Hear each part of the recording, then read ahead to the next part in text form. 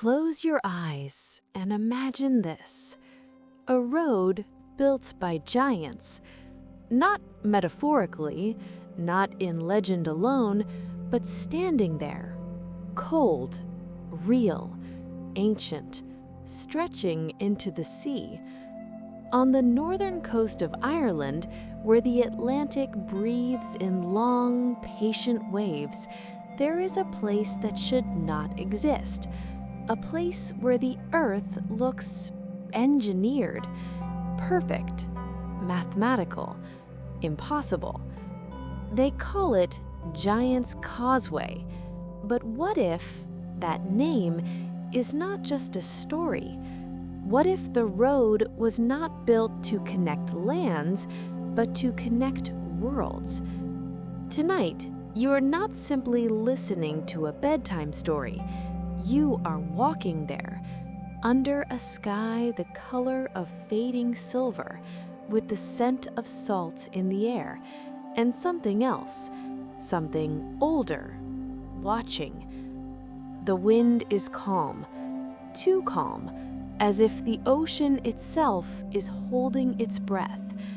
You walk slowly, boots against stone. Each step echoes softly. Hexagon after hexagon, thousands of them, as if a master architect once knelt here and carved the coastline with deliberate hands. Scientists say it was volcanic activity, cooling basalt, 60 million years ago. And yes, that explanation makes sense. It satisfies the mind, but it does not quiet the feeling in your chest.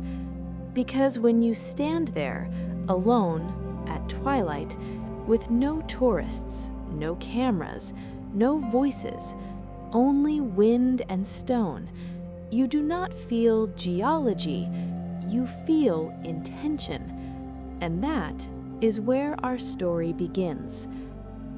A woman named Eleanor Whittemore arrived there in early autumn. She was not a tourist. She was not chasing myths. She was a structural engineer from Boston, practical, measured, precise. She did not believe in giants. She believed in data. But sometimes the world waits patiently for people like Eleanor, because skeptics make the best witnesses. That evening, the sky darkened faster than expected. Clouds rolled in from the Atlantic like silent ships. The light shifted from gold to steel blue. Eleanor checked her watch. 6:42 p.m. Still time before sunset, or so she thought. Then she heard it. Not thunder, not wind, but a low vibration beneath her feet, as if the stones were humming. She froze. The sound was subtle, almost below hearing, but unmistakable. A resonance, a pattern. Eleanor knelt and placed her palm against one of the basalt columns. It was warm, warmer than stone should be after a cool Irish day. And then the humming changed, not louder, clearer, like a distant voice trying to remember how to speak. She told herself it was imagination, wind through cracks, ocean pressure, thermal expansion. There is always an explanation. But when she stood up, the sea was no longer moving. The Atlantic had gone still, perfectly still, as if time had paused. And in the distance, where the causeway stretches toward the horizon, something rose from the water. Not a wave, not a ship, but a shape. Tall, dark, watching. Eleanor did not believe in giants, but in that moment, she felt very small. And that is how the road began to wake. The shape in the water did not move. It did not need to. Its presence was enough. Eleanor blinked. Once, twice. The sea remained still, unnaturally still, like polished glass stretching to the horizon. The figure was distant, half-formed, as though carved from shadow rather than flesh. She told herself this was atmospheric distortion, light bending across cold air, a trick of twilight. Engineers are trained to distrust first impressions, to measure, to verify, to explain. So Eleanor stepped forward, one careful step onto the next basalt column. The humming grew steadier, not louder, but more structured, rhythmic, intentional, like a heartbeat, slow enough to belong to something vast. She crouched again and listened, not with her ears, but with her hands, her fingertips pressed to stone. And then she felt it, a pulse, deep inside the rock. Not vibration, not seismic activity, something organized. The basalt beneath her was warm now, almost alive. A sudden wind swept across the coast, but only above the surface. The sea itself did not ripple. Eleanor stood, her breath visible in the cooling air. The shape in the water had shifted, closer now, still towering, still silent. And then a memory that was not hers slipped quietly into her mind. She saw fire, not destructive fire, creative fire, molten rivers flowing in precise lines, stone rising in perfect columns, hexagon beside hexagon, deliberate, measured, designed. She staggered backward. The vision dissolved. The coastline returned. The wind returned, but the sea remained frozen. "No," she whispered, not in fear, in disbelief. Her watch flickered. 6:42 p.m. Still, time had not moved. The humming shifted again. This time it formed intervals, almost musical, low, ancient, resonant. Eleanor realized something that made her pulse quicken. The sound was not random. It was structured, mathematical, like encoded information. She reached into her bag and pulled out her phone. No signal. Battery at 83%. Still 6:42 p.m. She opened a recording app, held it near the stone. The screen flickered.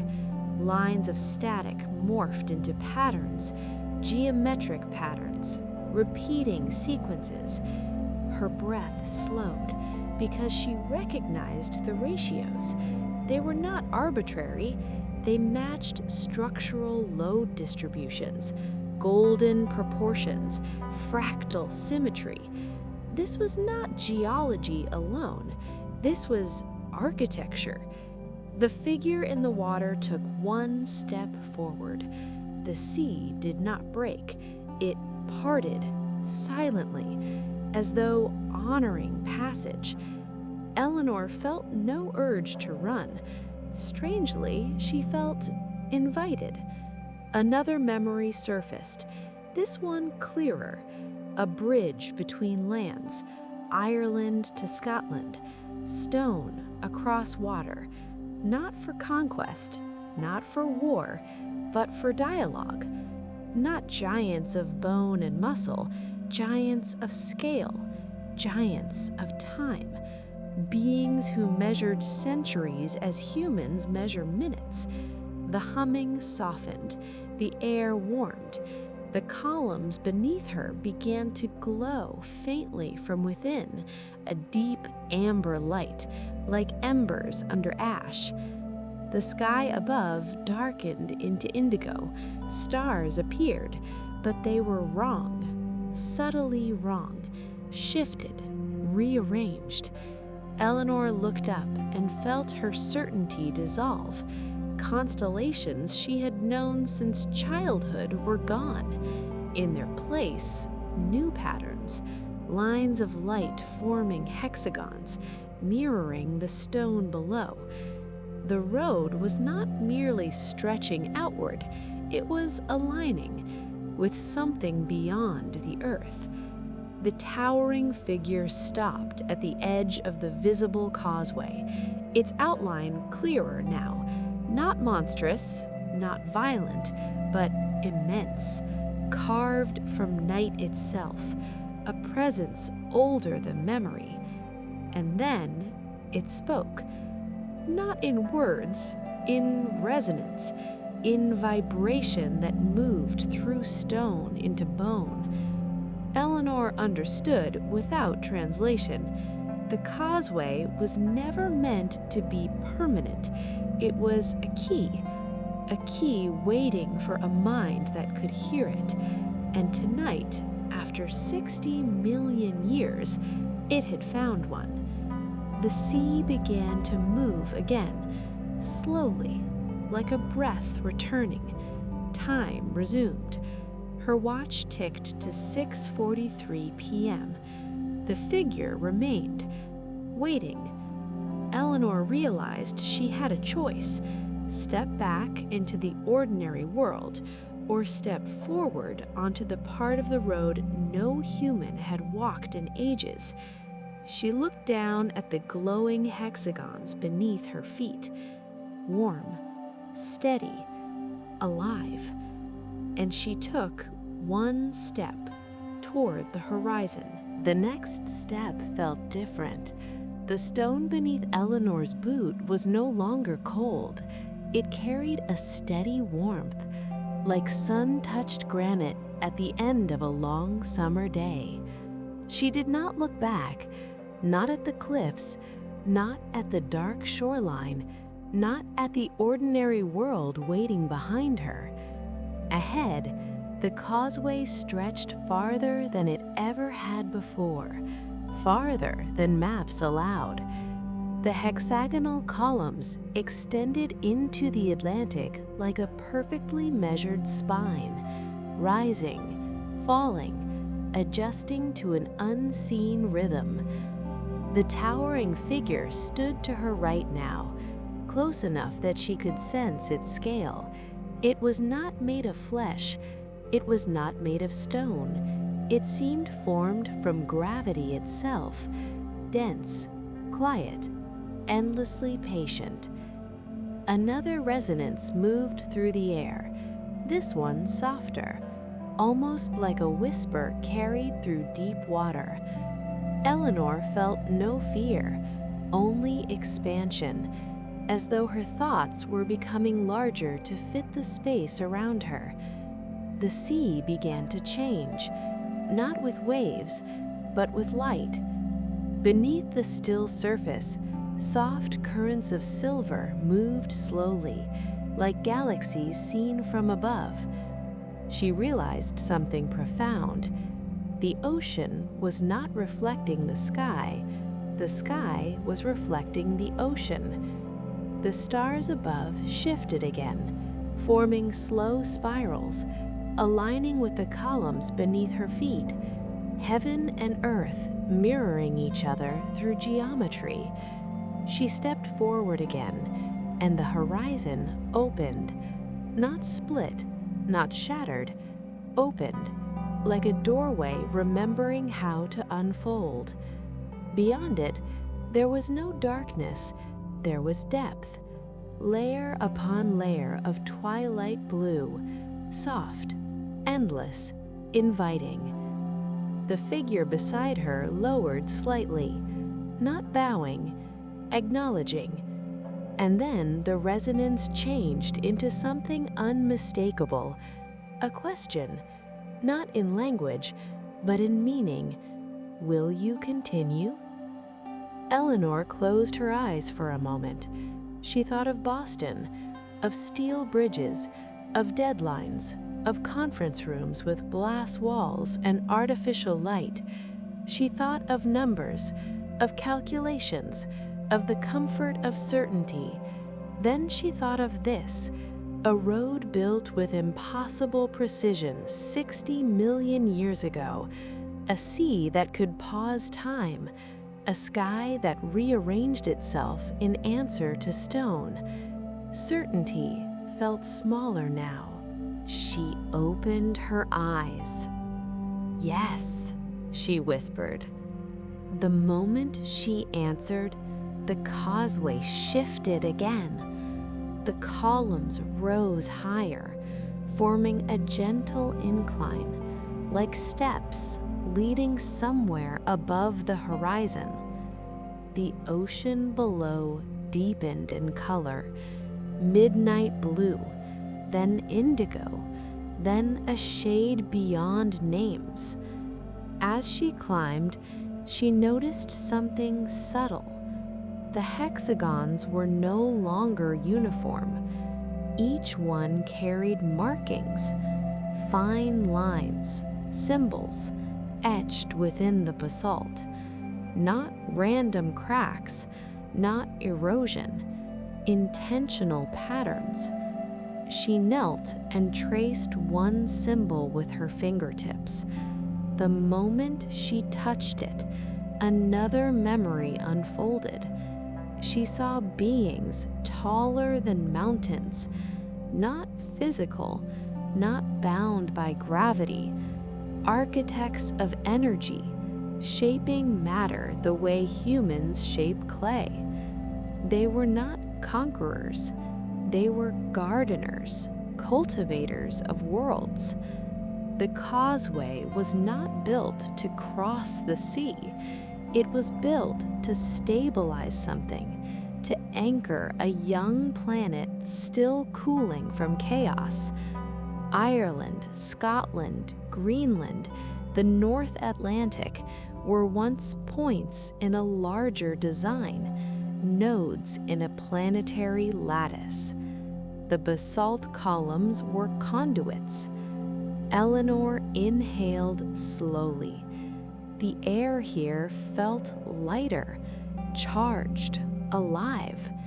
She realized the figure beside her was not a single being.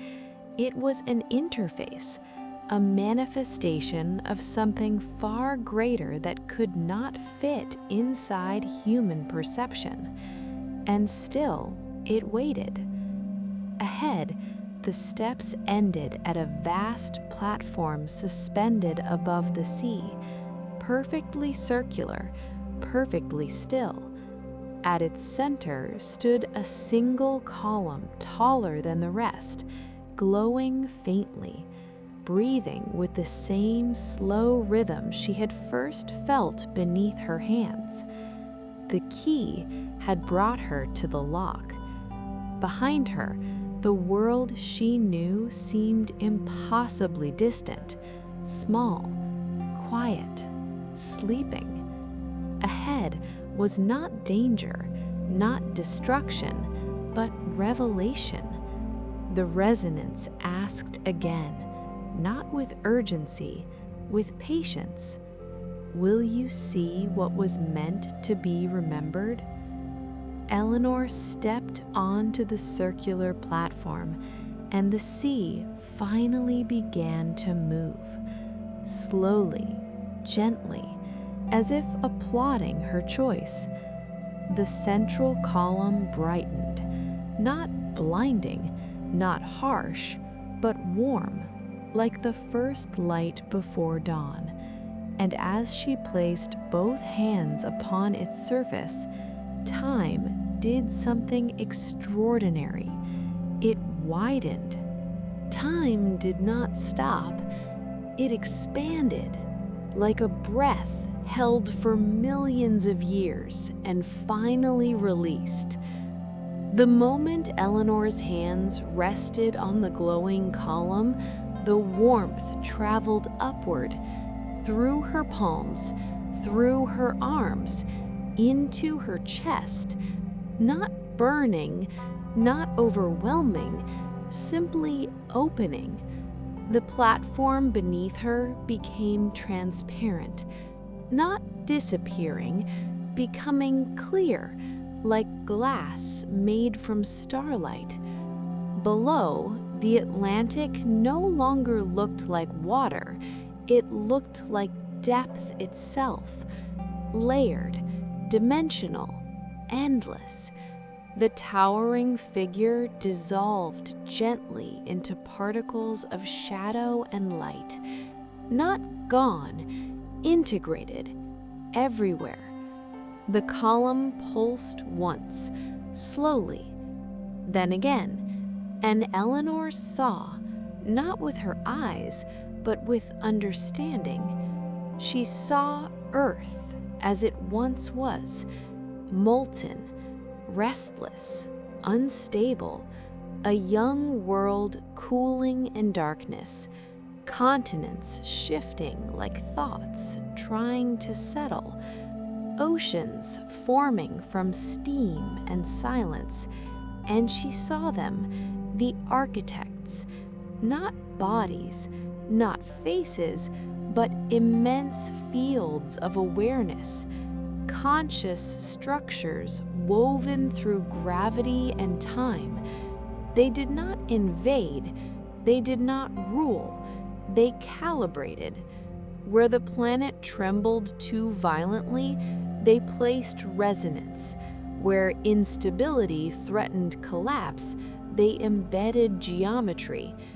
The giant's causeway was one of many anchors, but it was special because it aligned with a fracture in reality that could either destroy or awaken. Eleanor understood now. The hexagonal columns were not random cooling patterns. They were frequency stabilizers. Each column held a tone. Together, they formed a chord, a planetary harmony. For 60 million years, the chord had played, quietly, maintaining balance, preventing something from tearing open. But balance is never permanent. Humanity had changed the frequency. Cities, satellites, signals, noise, endless noise. Not malicious, just loud. The harmony was drifting, very slowly, very subtly, but enough to require adjustment. That was why the road had awakened. The column beneath her hands brightened slightly, and she felt a question forming again, gentle, patient. Will you help us tune it? Eleanor almost laughed. A structural engineer from Boston being asked to retune a planetary resonance system older than human history? But logic was no longer threatened. It was expanded. Engineering is listening to materials, understanding stress, balancing forces. She had done this her entire life. Only the scale was different. Yes, she whispered again. Immediately, patterns unfolded across the platform, lines of light forming concentric circles, intersecting hexagons, golden spirals. The stars above shifted in response, aligning precisely with the geometry below. She felt data flowing through her mind, not overwhelming, organized, elegant, ratios, frequencies, phase shifts. She recognized the imbalance, tiny deviations, human-made electromagnetic interference disrupting ancient harmonics. not catastrophic, but cumulative. She adjusted, not with tools, but with intention, with understanding, with alignment. She shifted one ratio by a fraction, introduced a compensating frequency, allowed the hexagonal network to absorb and redistribute. The ocean below began to glow softly, silver currents smoothing, stabilizing. The sky responded, constellations settling into familiar forms. Orion, Ursa Major, Cassiopeia, returning gently to their known positions. The chord resolved, not louder, clearer. For the first time since she had stepped onto the road, she felt complete stillness, not frozen time, balanced time. The column dimmed slightly, its work complete. The architects withdrew their focused presence, not leaving, trusting. The platform lowered slowly, returning toward the ocean surface, the extended causeway receding back to its earthly length. The Atlantic resumed its natural motion, waves forming, breathing, alive again. Eleanor stood once more on the familiar stones of Northern Ireland, evening air, distant gulls, the smell of salt. Her watch read 6:44 p.m. Only 2 minutes had passed. The sky above was ordinary, beautiful, predictable, comforting. Tourists would arrive tomorrow. Photographs would be taken. Scientists would debate basalt formations. Children would jump from column to column, and none of them would know that the earth had just been gently retuned. Eleanor placed her hand on one final hexagon, cold now, quiet, sleeping, but not silent, never silent, because beneath the surface, the chord continued, stable, resonant, waiting. And somewhere, deep within her, a new harmony had formed as well. She did not believe in giants, not anymore. She believed in guardianship, in balance, in listening. And as she walked back toward the cliffs under a soft Irish twilight, she understood something, simple and vast. The world is older than fear, wiser than doubt, and sometimes, when we are quiet enough, it allows us to help it breathe. The night settled gently over the coast of Northern Ireland. The Atlantic breathed again. In, out, in, out. The giant's causeway looked unchanged, ancient stones stacked precisely, silent beneath the stars. Eleanor walked slowly toward the cliffs, each step steady, each breath calm. She did not feel heroic. She did not feel chosen. She felt aligned, as though something inside her had been tuned to a quieter frequency. Behind her, the hexagonal columns cooled completely, returning to stone, returning to stillness, returning to sleep. But sleep is not absence. Sleep is restoration. Far beneath the visible surface, far beneath the Atlantic waters, the planetary chord continued, low, steady, balanced, a harmony older than nations, older than language, older than memory itself. The architects did not vanish. They dispersed, diffused into gravity, into magnetism, into the slow turning of the earth, watching without interference, listening without judgment. Eleanor paused once before reaching the path upward. She turned and looked back at the dark outline of the causeway.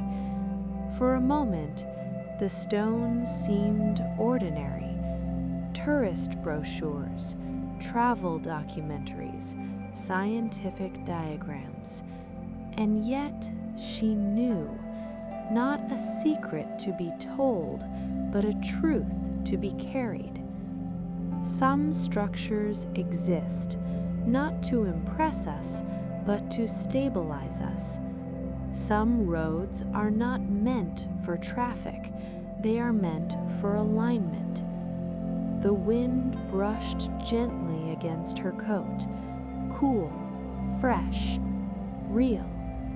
In the distance, a lighthouse blinked, soft and steady, guiding ships across dark water. She smiled, because she understood now that the lighthouse and the causeway served the same purpose. Quiet guidance, invisible protection, subtle correction. Tomorrow, she would return to Boston, to steel, to glass, to the hum of cities. But she would listen differently, to the vibration in bridges, to the tone of cables under tension, to the silent language of materials, because everything has frequency, everything has balance, everything is part of a larger chord. The earth rotates without announcing it. The oceans move without demanding applause. The stars burn without asking to be seen. And deep beneath Northern Ireland, the ancient road rests. Not abandoned, not forgotten, simply patient, waiting for the next moment when balance requires a gentle hand. The tide rises, the tide falls, stone remains, breath continues, and somewhere in the quiet space between heartbeats, you can almost hear it. A low resonance, steady, calm, endless. Not a warning, not a call to action, just a reminder. The world is held together by harmonies you do not have to control, only respect, only listen to. Now the wind softens, the waves settle, the stars rest in familiar patterns, the road sleeps, the ocean breathes, the earth hums, and you can rest too. Let the hexagons fade gently from your thoughts. Let the Atlantic become a slow rhythm in your mind. In, out, in, out. Nothing is unstable. Nothing is urgent. The balance holds. Somewhere beneath ancient stone, the chord continues. Soft, deep, safe. And as sleep comes, like a tide across quiet shores, you drift, not into darkness, but into harmony. The giant's causeway remains, silent, steady, watching the horizon until morning.